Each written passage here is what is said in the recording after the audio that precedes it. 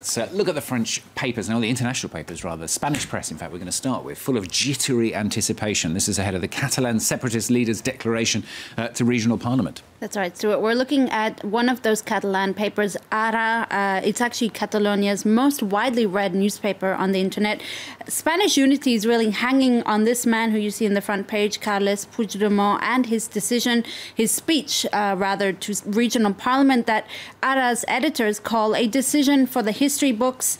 It must be noted that this publication is pretty close to the separatist movement, so their editorial is full of support for him.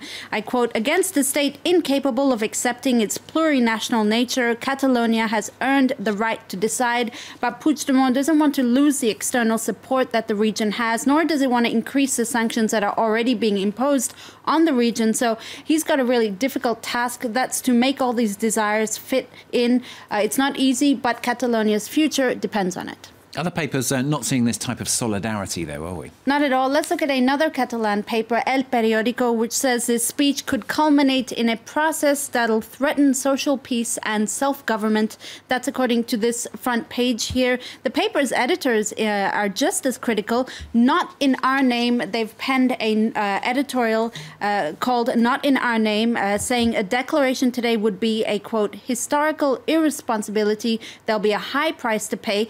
And they say rather than a declaration of independence, they want him to make a call for elections. Sports now. We mentioned Iceland. Well done to them again. But some more crucial World Cup qualifier matches being played today, in fact. That's right. France is playing, but there's also Argentina, who is playing Ecuador in Quito today, playing for their World Cup life. The two-time World Cup winners face a humiliating non-qualification if they don't win. And as you see on the front pages of some of the Spanish sports papers here, this one from Sport: "Football owes you a World Cup," the paper says to Leo Messi, who's playing for Argentina's World Cup future, while Mundo Deportivo calls it the last tango. Nice headline there. While an Argentine sports paper says, well, Leo Messi is under immense pressure, yet Ole, this paper says, he was, quote, calm, confident, supported and motivated ahead of the match.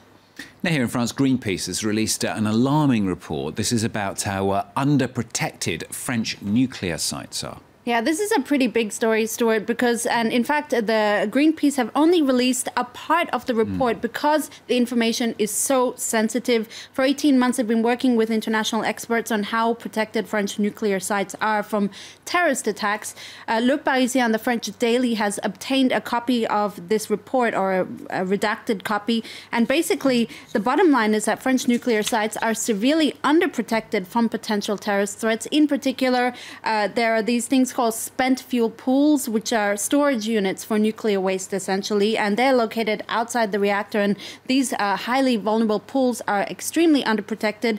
Beefing up security could cost up to 222 million euros, Le Parisien says, but not doing it could cost us much more. Exactly, only true. Now, British papers, they're reacting today to Theresa May's keynote Brexit speech yesterday. Some pretty divided reactions. That's right. She faced MPs yesterday to present her vision for Britain's Brexit, post-Brexit future. And it's a pretty desperate vision. She warned Britons to prepare for crashing out of the EU with no deal, no safety net, no trade deal in place. For The Guardian, Brexit has doomed Theresa May. Europe will bring her down as it helped her rise to the top, the paper says.